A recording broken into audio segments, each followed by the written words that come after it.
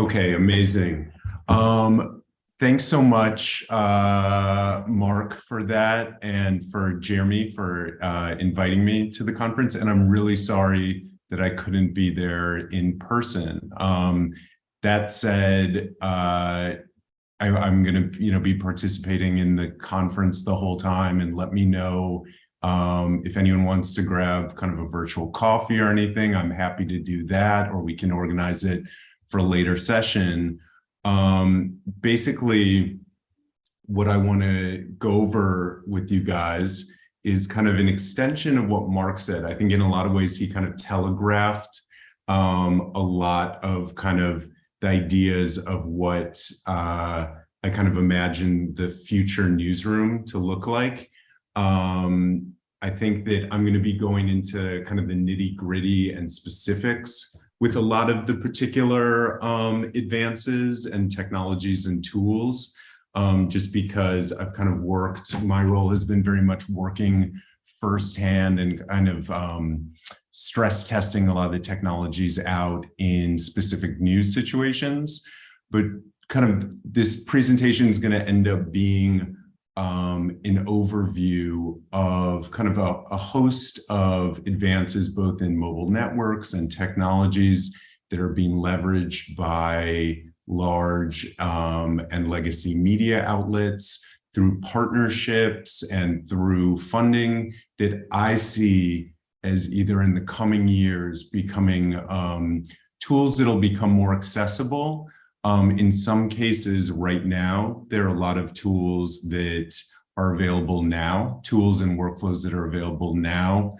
In some cases, a lot of this just relies on the cell phone that's in your pocket right now and could be kind of utilized right now to improve certain kind of traditional workflows within journalism. So just to go over a bit of a overview here, I'm going to be kind of breaking this down into certain kind of chapters. One is field filing tools. I think like the biggest advance has basically been in our ability to be able to transmit footage, photos, copy back from the field. So I'm going to be looking at field filing tools, and specifically the apps that while working for the New York Times R&D, we helped develop, from Beam, which is an app that allows a photographer to file photos back from the field, to Clips, which was kind of our attempt at a video filing app, to kind of our most recent application, which is Beam Video, which allows for photo and video. And then kind of looking at a few other kind of tools that are available today. There's a camera to cloud video transfer, which I think is really promising. Mark mentioned this, satellite services, which are, I think, coming a few years down the line. Those will be kind of more readily available. And then the next kind of subject I wanted to deal with was just the ways in which 3D capture is kind of part of the future newsroom. And I'm going to be breaking that down in photogrammetry, LiDAR, and drone automation. But before I do that, I just kind of wanted to, I know I got a brief introduction, but I just want to kind of explain to you a little bit about my background and why I'm here or qualified to speak on this panel to tell you about some of these things. So I have worked in journalism for about 15 years. And over the course of that, I've really come from a very more like traditional media background. I used to be a stringer and reporter, and I used to be a photographer and photo editor. I used to do pagination for page layouts. I worked on graphics and video. And so I feel like I've almost done almost every kind of traditional role in a newsroom. I've worked as a staff member of New York Times and CNN. And I think in the last 5 years, I've really gotten more and more interested in kind of emerging technology and tools and their ability to further kind of, storytelling and captures that we could do, or documentation of certain events, and really trying to figure out, take tools that aren't traditionally used in the service of journalism and really try to work with them to figure out how they can enhance, or how they can complement some of our traditional news coverage, and also in incorporating them to kind of avoid them becoming too much of a novelty and just technology for technology's sake, but really figuring out what these tools are good for, and guidance on how to use them in the future. So the first topic that I'm going to be addressing is field filing tools, and I'm going to start with Beam. Over the last few years, I worked with Mark for the New York Times' research and development team. And I kind of had an unusual role because I was one of the few members of the team who kind of really came from a more traditional news and journalism background. I think most of the people who worked on the team were engineers and developers and technologists. And so when one of the projects we started working on was one called Beam, and Beam is an app that allows for photographers to file photos directly through their phones from the field. And Beam was really the kind of origins of Beam were through this hardware device known as the backpack, which a colleague, Josh Hayner, developed. And we started kind of opening that up, and I worked with an engineer to kind of start building the Backpack 2, which right here you're seeing it being used at the Kentucky Derby in 2019.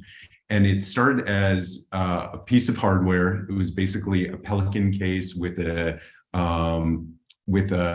cellular router in it that had different SD cards with different service providers. They would essentially take the photos. It ran with an Ethernet from the camera into this Pelican case, and as you shot, it would send the photos.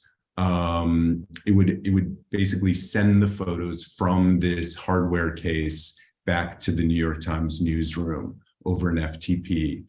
And again, I think it worked really well, but this was one piece of hardware which was handed off between different news events, and it was always being disassembled and iterated on. It was always very difficult to get this through TSA. I mean, they would open up this thing. It was just a bunch of soldered wires and counters, and it always made some eyebrows raise. So I think that the idea was taking this and making kind of a scalable solution for staff photographers and photojournalists, freelance photojournalists in the field. So the next step was kind of looking at a potential application that allowed for this, and kind of advances in the way in iPhone and Android work is that you can ingest photos directly from a card into your phone. So with one of these, basically a Lightning to SD card reader, you plug it into your phone and you can import photos directly from that card. The traditional workflow for photographers is basically they're on assignment. They're shooting their assignment. At some point, they get their editor calling and yelling at them that they needed the photos 5 minutes ago, and they have to stop shooting and basically find a comfortable place to open up their laptop, plug in their card into their laptop, import into the laptop, and then edit, tone the photos, and caption, and then basically look for either Starbucks or send over a personal hotspot and upload those photos to the newsroom.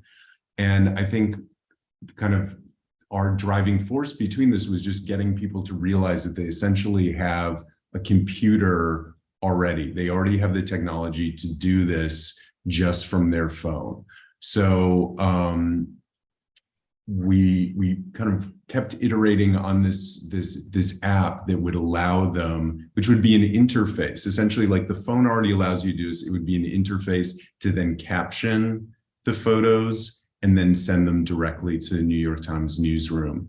And basically, we released Beam in summer of 2020, and it was kind of really advantageous just in terms of the time really allowed for kind of this organic adoption of the app, because there was so much going on. There was, there were COVID safety measures where, again, people weren't going inside. A lot of businesses, especially in New York City, news coverage, a lot of the businesses hadn't reopened yet. So photographers who traditionally were used to filing from a Starbucks or a cafe no longer, had the ability to send from there.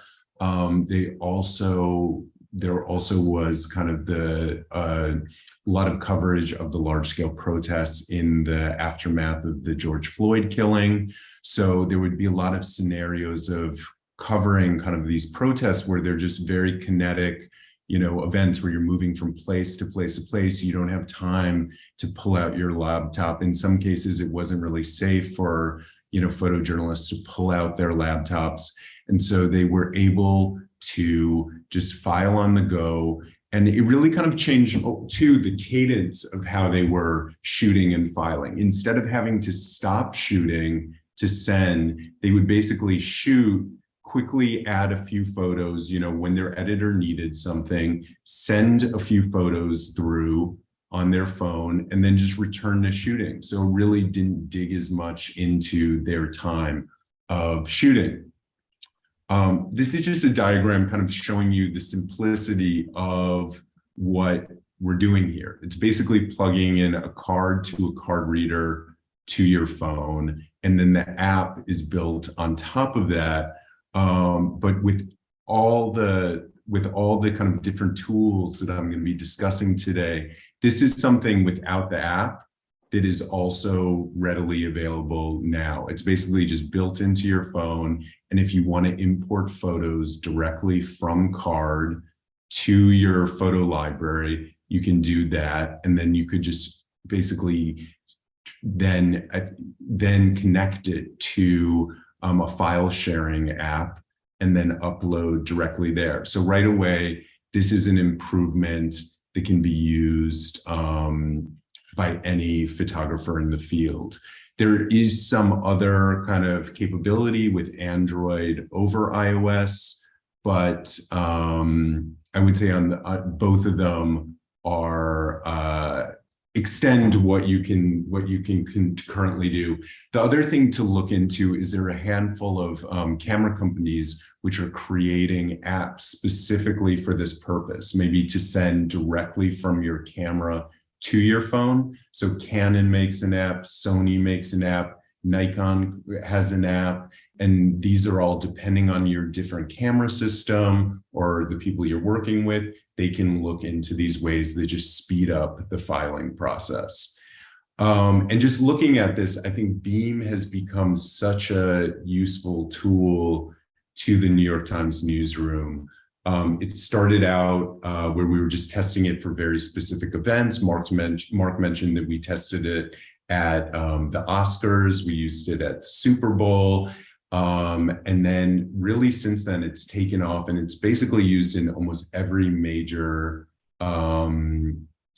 news event. I mean, from January 6th to, I know recently, it was used really heavily during the coverage of Hurricane Ian in Florida. And this is just a breakdown of the number of photographers who are using Beam, how many we've kind of added in the last in 2022, and then the number of photos that have been filed through it. And again, it's really used more so in breaking news situations, and I think that's because there's still kind of the artistry that photographers add to each photograph, and like wanting a larger screen to maybe tone those images.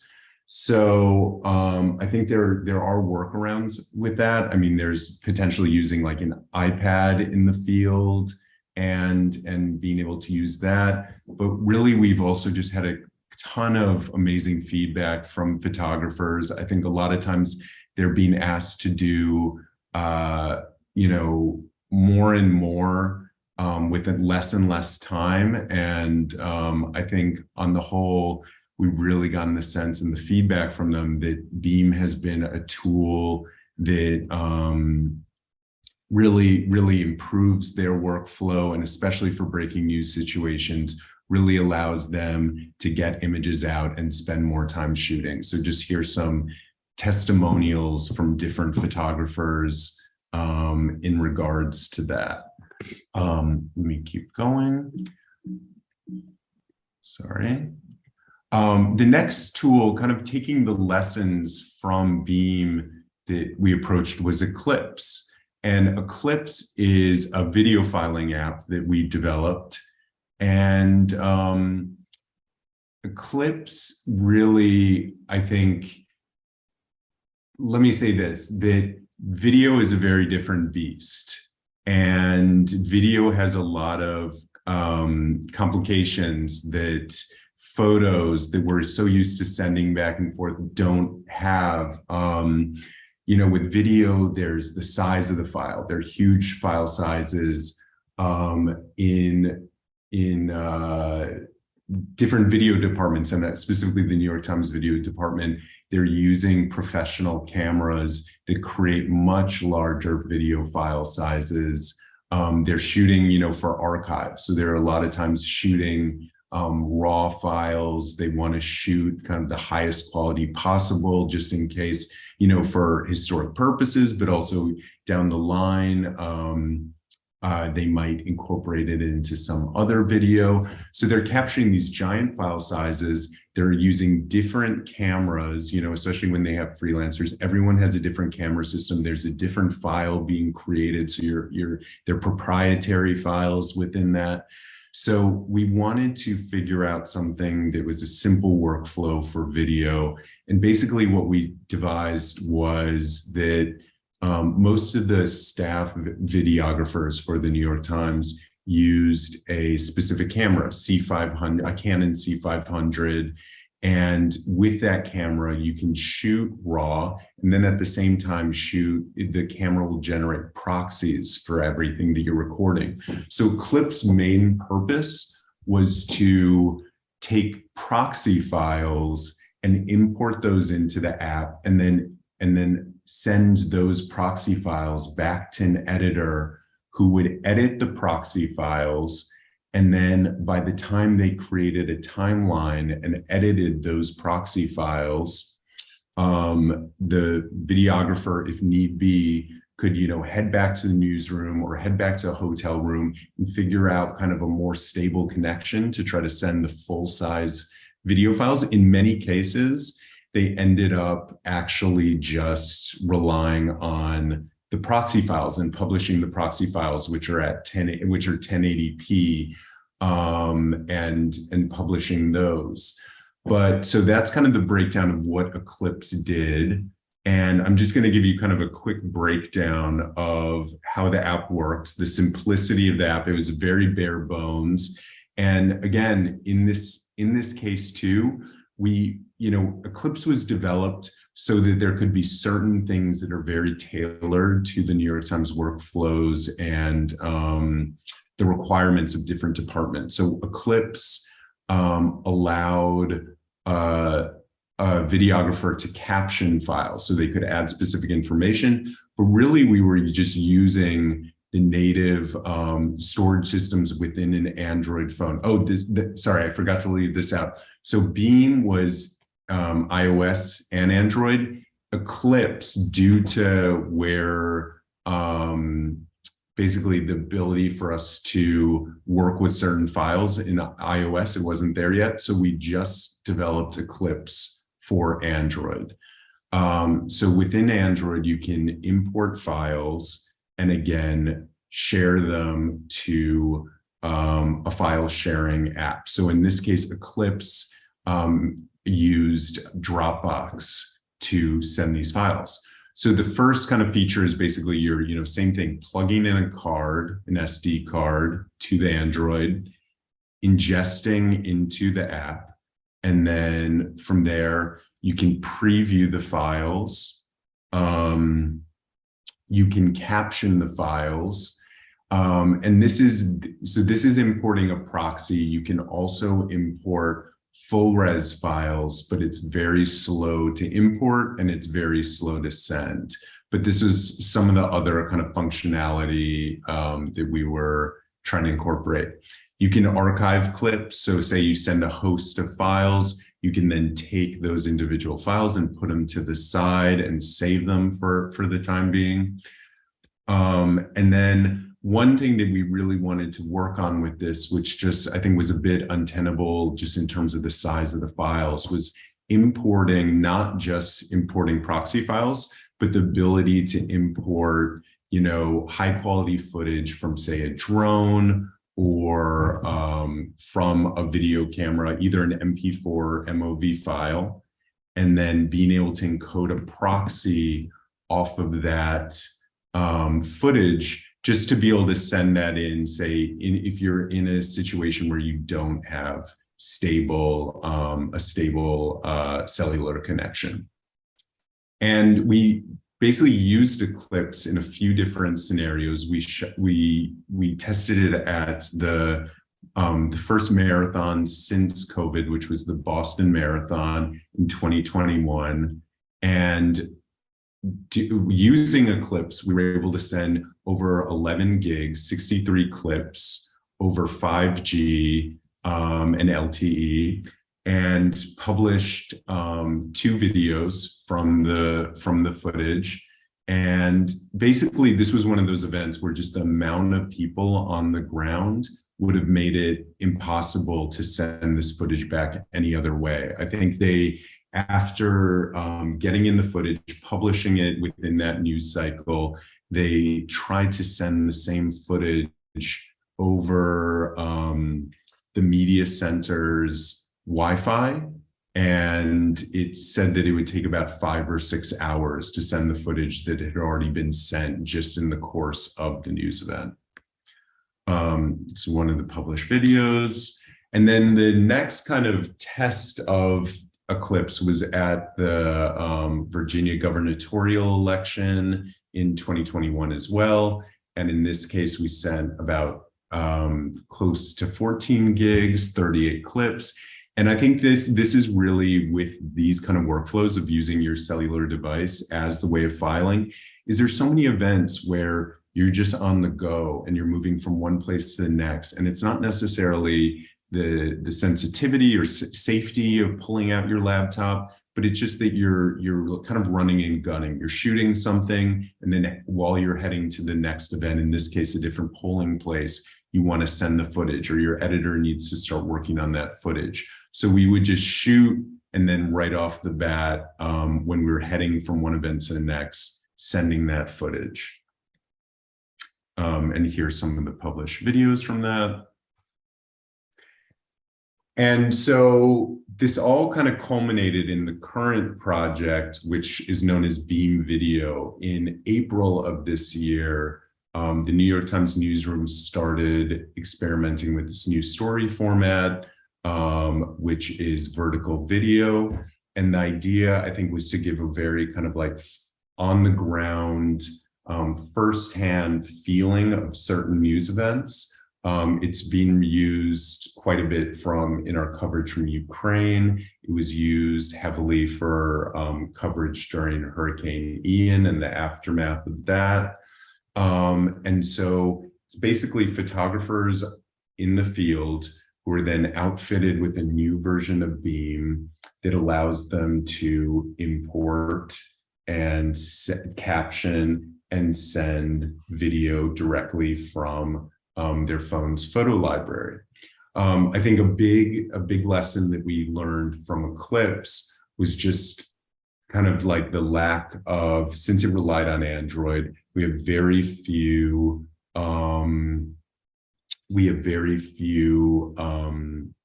photographers who use Android phones, and the devices themselves became kind of an impediment to how often the app was used. Basically, we would hear of a news event coming up and we'd have to send the Android phones out. In this case, everyone has an iPhone.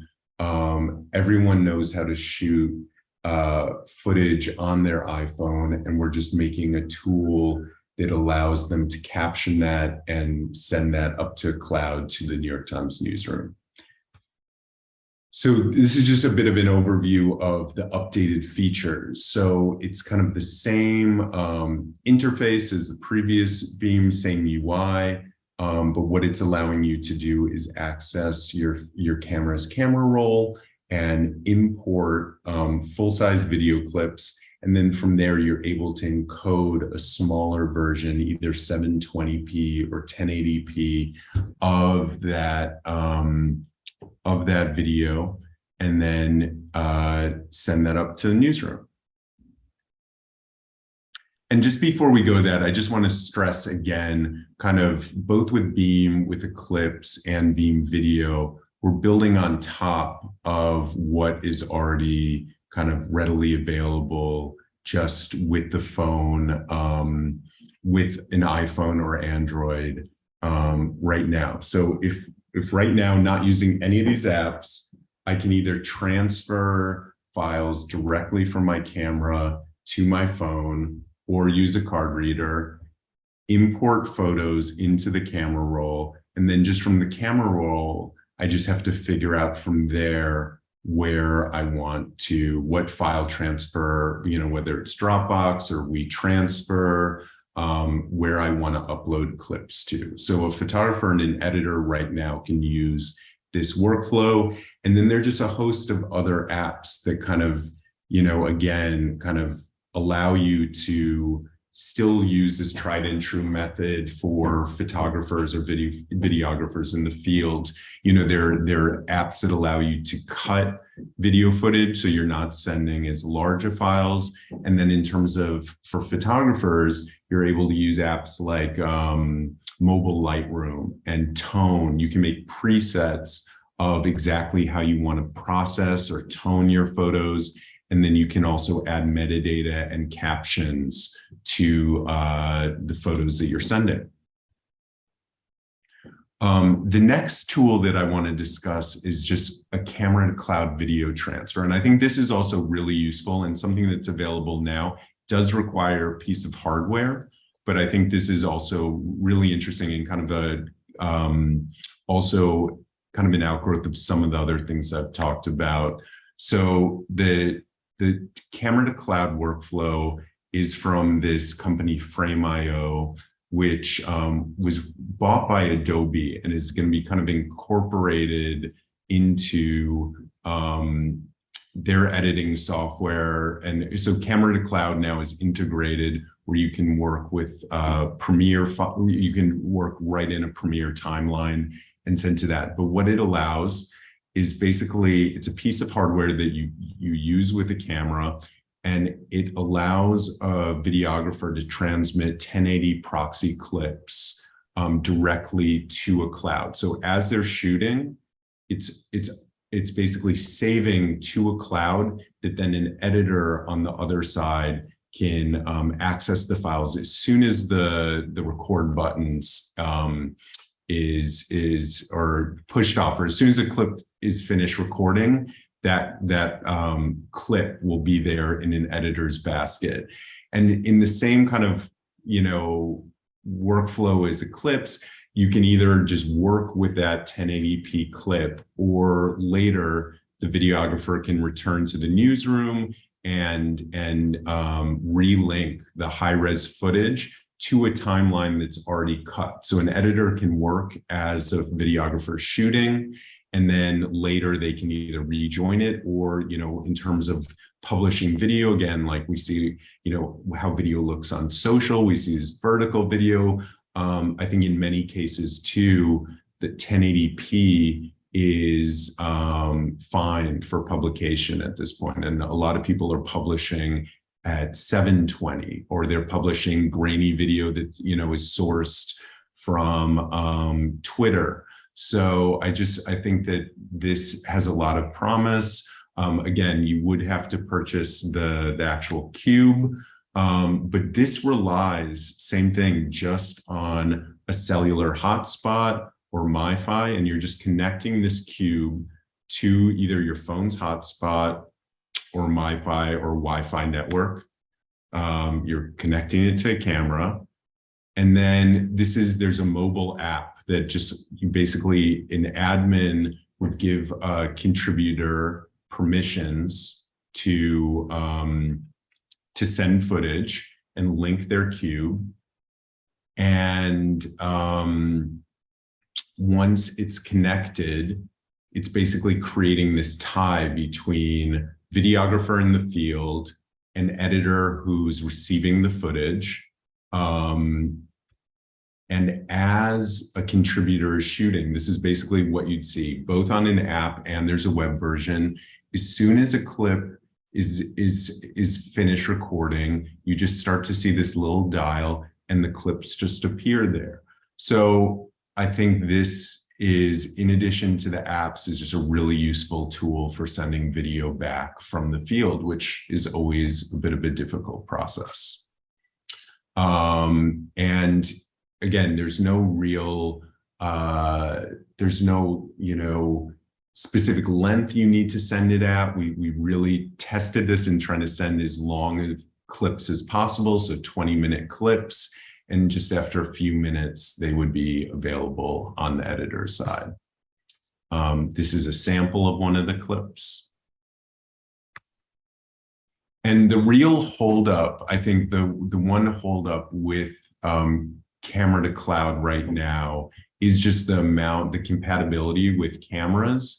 There is kind of a short list of cameras that are currently compatible, which is growing, and they're kind of working with different camera companies to make this more accessible to different camera systems.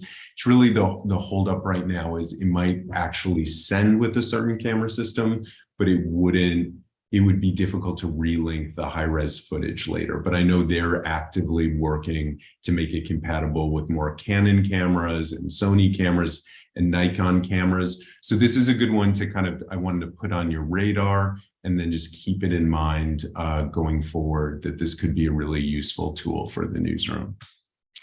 And the last field filing subject I want to talk about that Mark also mentioned is satellite services.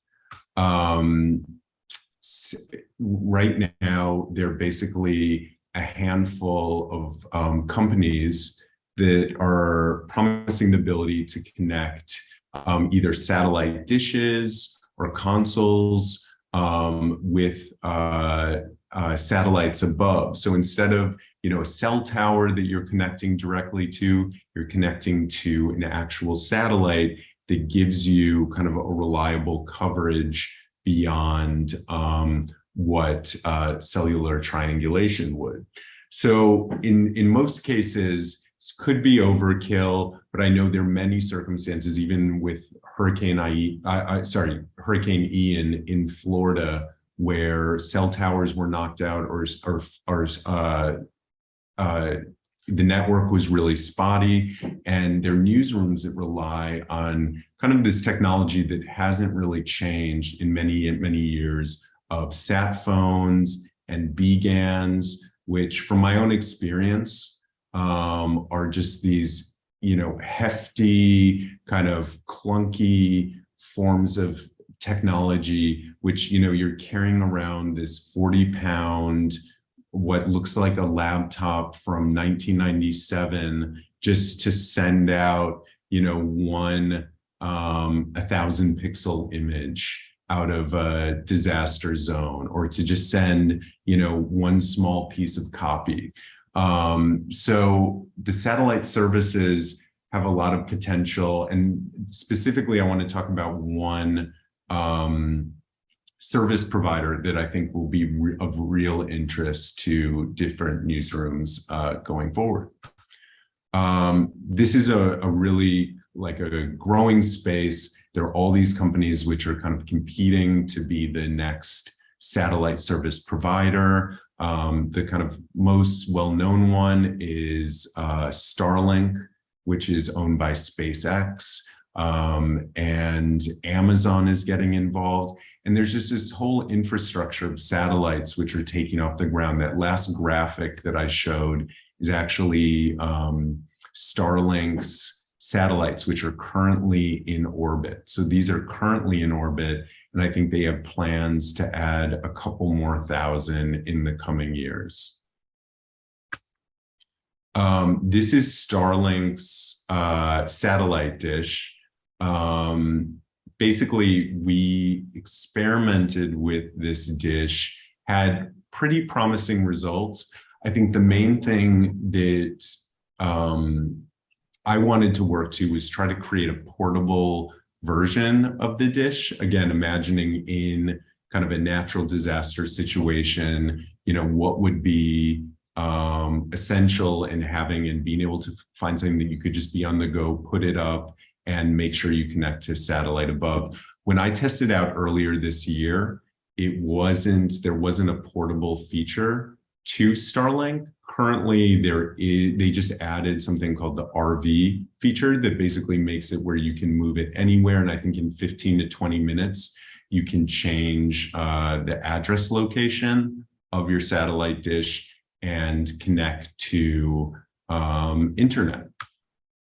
The dish Starlink as well uses a mobile app, which basically sets up everything that you need. It lets you know that it's online. You can figure out, the big thing with the satellite dish is just figuring out not having any obstacles in front of it and a satellite, because basically the satellites are traveling overhead, and you have to kind of work with the app. It uses an AR feature to map out what is any obstructions around the dish.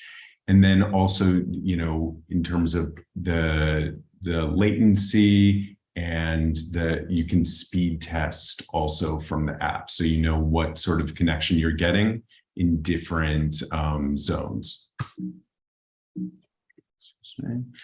And this is a map of the current coverage area of Starlink. So anywhere that's light blue is where they're offering service. I know they limit in certain, what they call pods, basically the amount of customers they can have. But already most of the United States, or I'd say most of the Western United States, is already covered. And this is one of those things where it's constantly growing. They're constantly setting up new satellites and then opening new pods in areas. And just to give you a sense of what sort of connection speeds we're getting.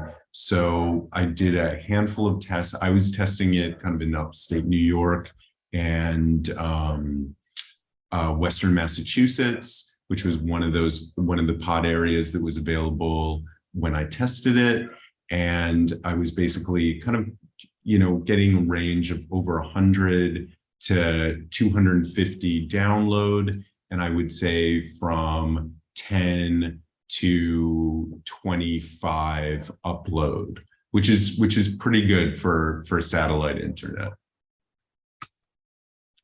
Again, this was my portable setup that I was taking place, which was just hooking it up to a generator and kind of taking it on the go. It took about 5 minutes to set up. And the reason, so all of that was Starlink, which is available to you now. You can use that. I think it does, again, it is reliant on this dish and on the hardware, but I think that what would be even more interesting and useful is Link, which is promising to be able to connect to unmodified cell phones in the future. We haven't tested with this yet. I think that this is going to be something, again, in 2 to 3 years, which is going to be more of a real possibility to test with and see how it works. But the idea is that you can send text messages over a satellite in anywhere in the world. So basically, if you have any journalists working in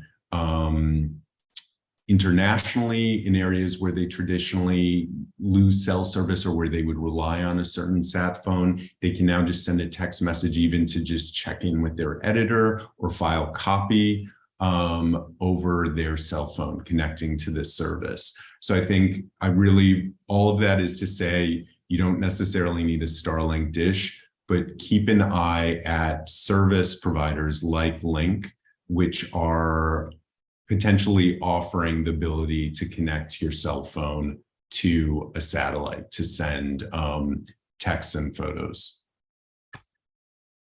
So that is the part of my talk of field filing, and I wanted to kind of go into other things that I see as potential tools going forward, which are becoming more and more readily available and accessible, starting with 3D capture and photogrammetry. So photogrammetry has been a big push at the New York Times, and specifically on R&D. We really took this idea of 3D modeling, say an object, and then really trying to push what we could use this for. So we went from, capturing objects to then capturing rooms, to capturing structures, to capturing entire neighborhoods and landscapes. And how photogrammetry works is it's using kind of, a traditional camera, traditional photographs that are then you shoot, dozens or hundreds or thousands of images of an object or room, and then you use specific software that reconstructs those images into a 3D model. And so we've done a handful of photogrammetry and kind of 3D storytelling through this. I traveled to the Bahamas after Hurricane Dorian, and we modeled out an entire neighborhood that had just been leveled by the hurricane. And this was one that we used with both on the ground photos and drone photos. And this was really kind of, I think, like pushing our ability of what we thought we could capture. It was kind of the largest environment to date that we had tested out capturing, but this was a story, both if you go on the New York Times R&D site, you'll see this, and on the New York Times site too, there's a story where this model was used to kind of give you the scale of the event, which we felt was very different from kind of previous coverage of storm, hurricane, natural disaster. Another story that we used photogrammetry for was Michael Kimmelman was doing these different kind of architectural tours of New York City during the pandemic. And he did a walking tour and profile of Chinatown in New York City. And we created off one historic block, Doyer Street, created a 3D model using photogrammetry of the entire block, and then would match historic images of that block onto the photogrammetry model. So these are some of the use cases of how we've used photogrammetry. I think, in this, there's a big question of how to host these things, and the models are very heavy themselves and require a lot of work in how you host them. And it's been a constant process of evolving, even for us, how to present these and what these models are good for, and what we'd like to improve on. But there's such a host of different ways that you can display these. Once you capture a 3D model, you can either, you can publish it to web, You can use it, you can view it in a VR headset. You can view it, you could view it as an augmented reality object. You could use in a mixed reality headset. So there's just kind of there's an endless ways in which I think these models have a ton of potential, and currently they're really being utilized through web articles and interactives, and then AR stories. But there's a host of different other outputs that can be used that I think will be really interesting to see how they're utilized as headsets and other technologies become more adopted. But I want to break this down for you. So we would use a host of different tools. We had a whole dedicated team to create these 3D models. And I wanted to present to you just how, if you're interested in this, if you're interested in the ability for certain objects or rooms to be part of your news coverage or storytelling, there are just a few apps that make this really easy and kind of walk you through the process. So I just wanted to show you two right here, which are Reality Scan, which allows you again to kind of capture and walks you through the kind of choreography that it requires to take images, which you see on the left. And then Polycam, which is another app, which same thing allows you to do a complete photogrammetry capture using an iPhone or an Android. And then you're able to process those photos, and then all the way to the right, you see the completed model to the right. And there's certain ways in which the model can be a little rough, or you have to experiment with what creates the best or most perfect model. But I'm just trying to kind of give you a tool of like the kind of what we wanted to use is kind of new story forms, and then what is kind of accessible today for each of these. So I would recommend experimenting. I think Polycam has both a free feature, and then they're like unlocked benefits if you pay for certain features. But if you want to give it a try, experiment with it. It's a really cool app. And then growing out of this is also part of our 3D capture work, but we kind of got more and more into it, and we started to experiment with LiDAR. I know about LiDAR from self-driving cars use the technology. Basically, LiDAR stands for light detection ranging, and it uses light to measure the distance of objects, and basically once you use a LiDAR scanner, you're creating kind of almost like a molecular blueprint of the world around the scanner. So this is, again, really useful in kind of spatial stories. This graphic to the right is a specific scanner I used where you can move with it. It's handheld, and as you're holding it, you're seeing kind of an image of, this is my apartment in this case. Basically, the blueprint of my apartment emerges, and my little the path I took through it, you can see in green there. So LiDAR, I think, is really useful in 3D capture because it's kind of going to step beyond what photogrammetry does. You're actually capturing kind of millimeter accurate data of objects and environment. So in this case, this is the level of detail where you're looking at kind of a bust. You could use this material later to 3D print an object. I think in many cases, the Newsroom was interested in this for specifically taking measurements of things. So even creating a model or like a forensic analysis of an event or a space, do a LiDAR capture, and then actually measure, the distance of a wall or the distance of a window to a hallway. I know there was some talks of potentially using this if there was access to Breonna Taylor's apartment and creating kind of a forensic analysis of how the events unfolded and using that and having completely accurate data when analyzing the apartment. And this is just another example of LiDAR. So you can go very specific with a small object. This is the 42nd Street Library in New York, and just creating, again, kind of this, 3D schematic of the space and just showing you that. And then again, LiDAR scanners are very expensive. They require a lot of maintenance. There's some sort of kind of specialized knowledge in figuring out how to process the scans once you have them.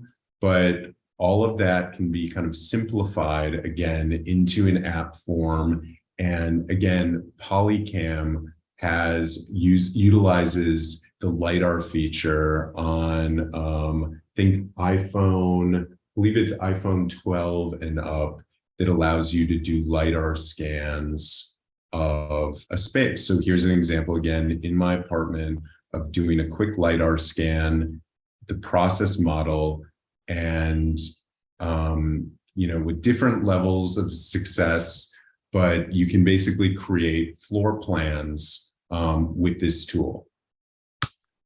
And then the last thing I wanted to talk about today is drone automation.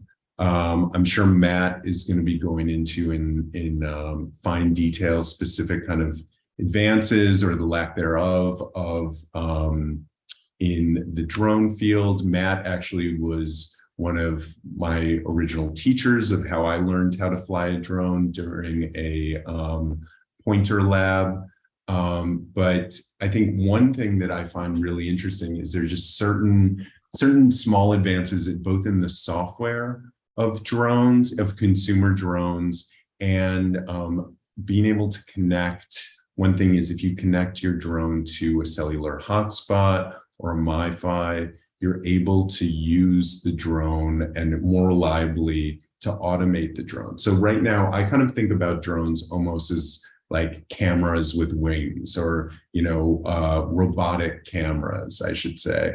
And with while doing all these 3D captures, which were at a certain point very time intensive, we had a team that would go out and capture full rooms, started to kind of experiment with what I could do by automating the drone to really simplify the form and how large I could create these models.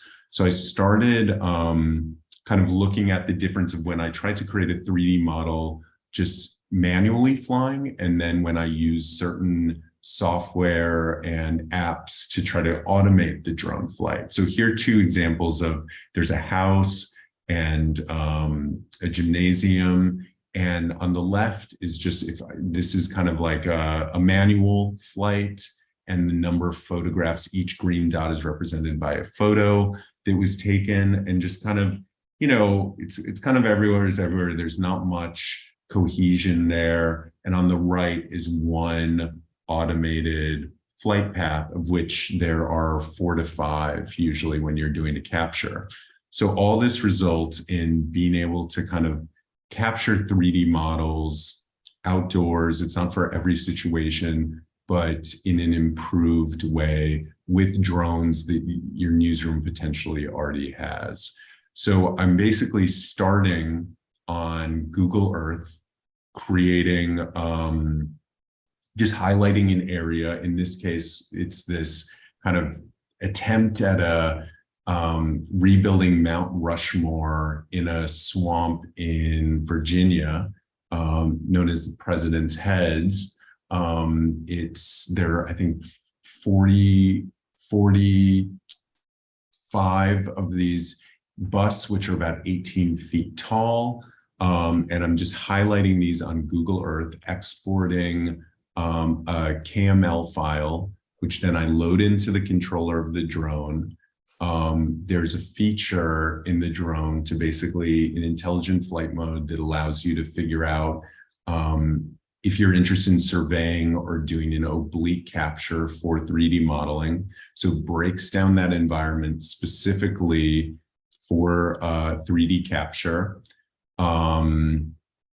And then all you're doing is really pressing a button for that drone to go. This is the drone's eye view of capturing these photos. This is again breaking down for this capture how many photos my drone took, each dot representing a photo.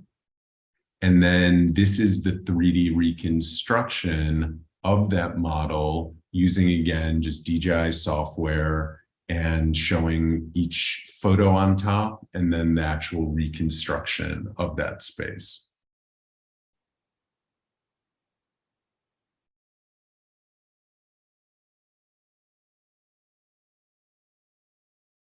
And these are just different views of the same model that was created. So again, it's really taking this very time-intensive and crew-intensive process and breaking it down to just one simple tool that would allow you to capture this environment. And again, hosting this is a different can of worms, which I'm not getting into today. But I think the idea is if you're Newsroom or if you're really interested in kind of 3D storytelling, this just gives you some capabilities that weren't necessarily available a couple of years before.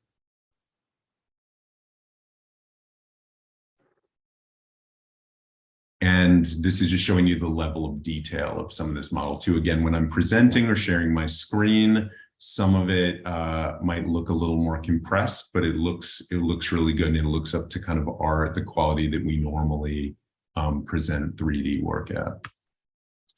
And this is just a video showing you what drone automation looks like. So I was actually doing LiDAR scans, which is in the foreground, and the drone, even though I was the pilot, I had the controller on me, I had eyes on it at all times. It's basically just taking its own merry way through the environment and capturing photos as it flies.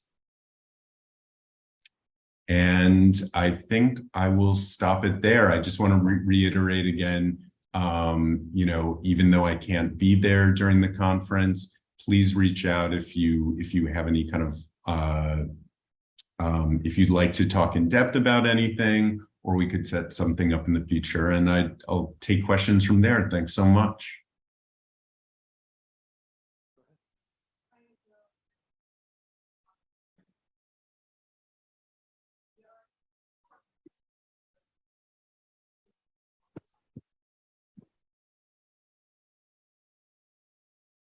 Can you hear me? I can hear you. Okay, awesome. I just was saying my name's Naomi. I'm a sophomore here. I'm studying journalism and then also elements of emerging media at the Johnny Carson Center. And last semester, I did a lot of work with photogrammetry and LiDAR and drone work for Black land laws in North Carolina.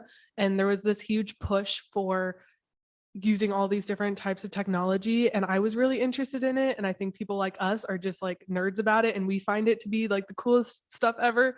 But at what point are we going to start researching how it's implemented and if it's actually benefiting readers in the information world, I guess, is my question.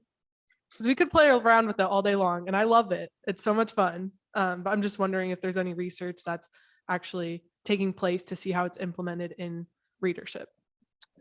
I think that's a really good question, one that's still a bit unanswered. I think that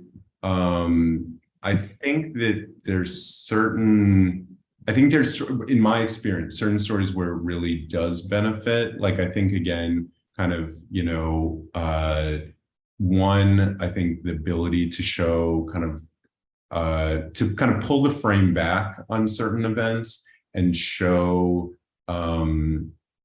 the ability, just show the scale of certain situations. So I think in that case, it's really interesting. I think that also in terms of kind of investigative work, kind of like forensic analysis of scenes, it works out really well. I totally hear your point, and I think in many cases, it could be lost on a reader exactly what's occurring. I think a lot of times, we publish models too. It could be either maybe it looks kind of like not real enough or in some cases kind of artificial. And then I think in other cases, it's maybe not doing enough. Like it could be